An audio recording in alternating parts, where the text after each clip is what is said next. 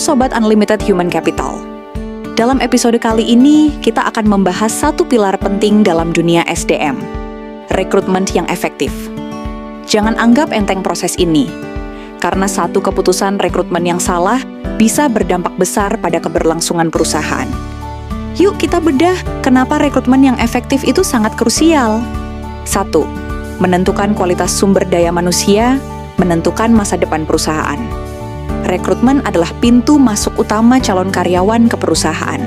Ibarat memilih bibit unggul dalam pertanian, kalau bibitnya salah, hasil panennya pasti mengecewakan. Begitu pula dalam bisnis.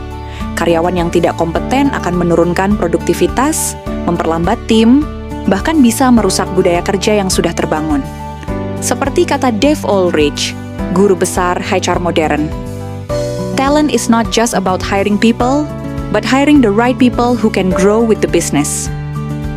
Orang yang tepat bukan hanya bisa bekerja, tapi juga bertumbuh bersama perusahaan.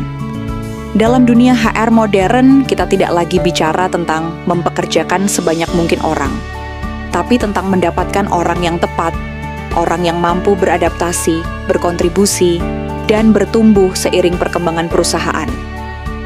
Dave Ulrich, seorang tokoh utama dalam pengembangan praktik manajemen SDM, menekankan bahwa kualitas talenta bukan diukur dari seberapa cepat seseorang bisa bekerja, tapi seberapa dalam ia bisa memahami visi perusahaan dan ikut tumbuh bersama organisasi tersebut.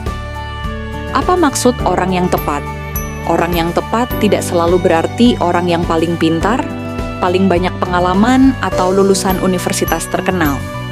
Akan tetapi, orang yang tepat adalah orang yang memiliki kecocokan nilai values fit dengan budaya perusahaan, kemauan untuk belajar, learning agility, dan berkembang seiring tantangan baru, komitmen jangka panjang dan keterikatan terhadap misi perusahaan. Kapasitas untuk berkontribusi lebih luas dari hanya sekadar job description. Dave Ulrich mengajak kita semua untuk tidak puas dengan kandidat yang bisa kerja, tapi mulai mencari mereka yang siap tumbuh. Karena perusahaan terbaik bukan dibangun oleh orang-orang biasa, melainkan oleh orang-orang yang terus bertumbuh, belajar, dan berkembang bersama perusahaan yang juga bergerak maju. Dan disinilah peran HR menjadi krusial, bukan sekadar merekrut, tapi menanam benih unggul untuk masa depan. 2. Menghemat waktu dan biaya. Kita tahu proses rekrutmen itu memakan waktu dan biaya, tapi bayangkan jika perusahaan salah rekrut. Artinya, mereka harus mengulang proses seleksi, pelatihan, bahkan mengalami kehilangan produktivitas akibat kekosongan posisi. Peter Capelli, pakar manajemen SDM dari Wharton School bilang, "Bad hires cost more than we think, in time, money, and moral." Perekrutan yang salah bukan sekadar kesalahan kecil dalam proses HR. Seperti yang ditegaskan Peter Capelli, seorang pakar SDM dari Wharton School, dampaknya jauh lebih besar dari yang kita bayangkan. Bukan hanya soal biaya langsung, tapi juga waktu, energi tim, hingga kondisi psikologis di lingkungan kerja. Kerugian finansial yang nyata. Ketika perusahaan merekrut orang yang tidak tepat, entah karena kurang kompeten, tidak cocok dengan budaya kerja, atau tidak memiliki motivasi jangka panjang, maka biaya yang dikeluarkan tidak hanya sebatas gaji dan tunjangan. Ada banyak biaya tersembunyi yang sering luput dari perhitungan, seperti biaya pelatihan dan onboarding yang tidak menghasilkan produktivitas, biaya rekrutmen ulang, iklan lowongan, proses seleksi, dan wawancara. Biaya kesalahan kerja, seperti proyek yang tidak selesai, kesalahan operasional, atau keputusan yang merugikan. Sebuah studi dari US Department of Labor bahkan menyebutkan bahwa bad hire bisa merugikan hingga 30% dari gaji tahunan posisi tersebut. Kerugian waktu yang tidak tertandingi.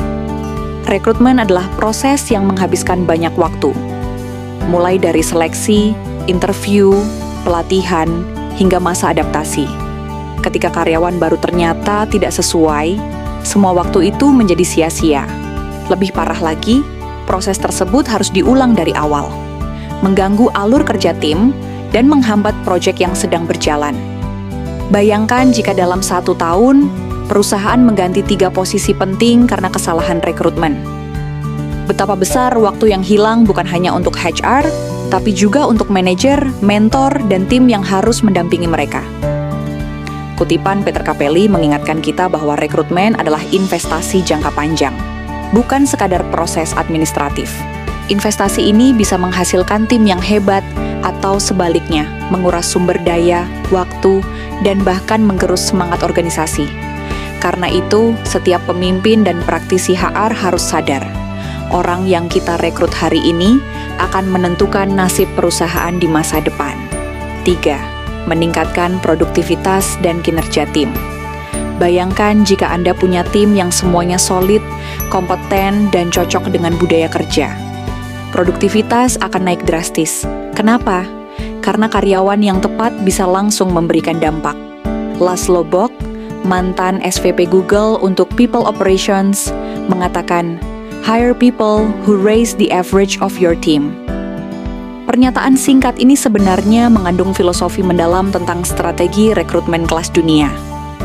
Bagi Laszlo Bock, rekrutmen bukan hanya soal mencari orang yang cukup bagus untuk mengisi posisi, tetapi tentang mencari orang yang mendorong standar tim menjadi lebih tinggi. Dalam dunia bisnis yang bergerak cepat, mempertahankan status quo adalah cara tercepat menuju stagnasi. Maka, Google dan banyak perusahaan besar lainnya selalu berusaha memastikan bahwa setiap orang yang mereka rekrut tidak hanya cocok, tapi lebih baik dari rata-rata tim saat ini. Bayangkan sebuah tim sebagai sebuah ekosistem. Jika orang yang masuk ke dalam tim hanya berada di level rata-rata, maka performa tim akan stagnan. Tapi jika yang direkrut selalu satu level di atas, maka perlahan tapi pasti, rata-rata kemampuan, energi, dan kreativitas tim akan meningkat. Ini berdampak pada kualitas kerja yang lebih tinggi, inovasi yang lebih cepat, budaya belajar dan berkembang yang lebih kuat. Laszlo Bock di Google terkenal dengan kebijakannya. Lebih baik tidak merekrut siapapun daripada merekrut orang yang salah. Mereka menggunakan proses seleksi yang ketat, bukan untuk mencari orang sempurna, tapi untuk mencari orang yang membawa nilai tambah nyata yang mampu mengisi celah tim saat ini. Menjadi inspirasi dan panutan. Memberi ide-ide segar yang aplikatif. Kutipan Laszlo Bock ini adalah panggilan bagi semua perusahaan untuk berani berpikir jangka panjang. Jangan asal cepat, jangan asal cocok, tapi cari yang bisa menaikkan kualitas rata-rata tim kita. Karena di dunia yang kompetitif, kualitas tim adalah keunggulan utama. 4. Menekan risiko konflik dan gangguan internal. Salah satu penyebab konflik di lingkungan kerja adalah ketika ada individu yang tidak cocok secara nilai, budaya, atau karakter kerja. Meskipun mereka punya skill teknis yang bagus, jika tidak bisa bekerja dalam tim, itu bisa jadi bumerang. Patty McCord, mantan Chief Talent Officer Netflix, menyampaikan, "Culture fit matters as much as competence." Dalam dunia kerja modern, perusahaan sering terjebak dalam satu pola pikir. Fokus pada keahlian teknis, kompetensi, semata saat merekrut. Tapi Patty McCord mengingatkan kita bahwa kecocokan budaya, culture fit, memiliki bobot yang sama pentingnya dengan kemampuan kerja. McCord bukan sembarang tokoh. Ia adalah arsitek budaya kerja di Netflix, perusahaan yang dikenal dengan budaya kerja radikal dan transparan. Ia percaya, seorang karyawan yang sangat kompeten sekalipun bisa jadi toksik bagi tim, jika tidak selaras dengan nilai dan budaya organisasi. Apa itu culture fit? Culture fit bukan berarti semua orang harus sama. Ini tentang apakah seseorang bisa beradaptasi dan berkontribusi dalam pola pikir, nilai, dan cara kerja organisasi. Misalnya, apakah ia menghargai transparansi jika perusahaan menjunjung tinggi keterbukaan? Apakah ia nyaman mengambil inisiatif jika budaya perusahaan menuntut proaktivitas? Apakah ia terbiasa belajar cepat dan terbuka pada perubahan jika perusahaan bergerak cepat? Culture fit, Buchman, chemistry plus karakter. Bayangkan sebuah tim seperti sebuah band. Kemampuan individu penting, tapi yang membuat musik jadi enak didengar adalah kekompakan dan harmoni. Seseorang boleh sangat hebat bermain gitar, tapi kalau temponya tidak selaras dengan yang lain, hasilnya tetap kacau. Itulah kenapa McCourt berkata bahwa culture fit matters as much as competence. Skill bisa diajarkan, budaya lebih dalam dari itu. Ia menyentuh nilai-nilai, etika, dan cara berpikir. Pelajaran bagi HR dan pemimpin. Jangan hanya fokus pada CV dan portofolio. Lihat juga apakah calon karyawan ini nyambung secara karakter dan nilai. Bangun budaya yang jelas, agar Anda bisa menilai siapa yang cocok dan siapa yang tidak. Gunakan proses rekrutmen yang mendalam. Tambahkan sesi wawancara budaya atau observasi untuk melihat kecocokan perilaku, bukan hanya jawaban teknis. Kata Patty McCourt sangat relevan di era saat ini. Kompetensi penting, tapi kebersamaan dalam nilai dan budaya jauh lebih menentukan keberhasilan jangka panjang. Karena perusahaan bukan hanya tempat kerja, tapi ekosistem. Dan dalam ekosistem, setiap elemen harus harmonis. Merekrut bukan hanya untuk mengisi posisi, tapi untuk membangun budaya. Kelima, membangun employer branding yang positif. Rekrutmen yang efektif juga mencerminkan profesionalisme dan nilai perusahaan. Calon karyawan akan lebih percaya pada perusahaan yang proses rekrutmennya transparan, adil, dan profesional. Hal ini memperkuat employer branding. Take care of your people, and they'll take care of your business.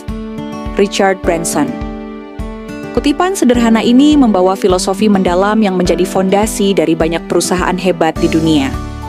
Richard Branson, seorang pengusaha visioner di balik Virgin Group yang membawahi lebih dari 400 perusahaan, memahami satu hal penting. Karyawan bukan sekadar roda penggerak bisnis, mereka adalah jiwa dari perusahaan itu sendiri.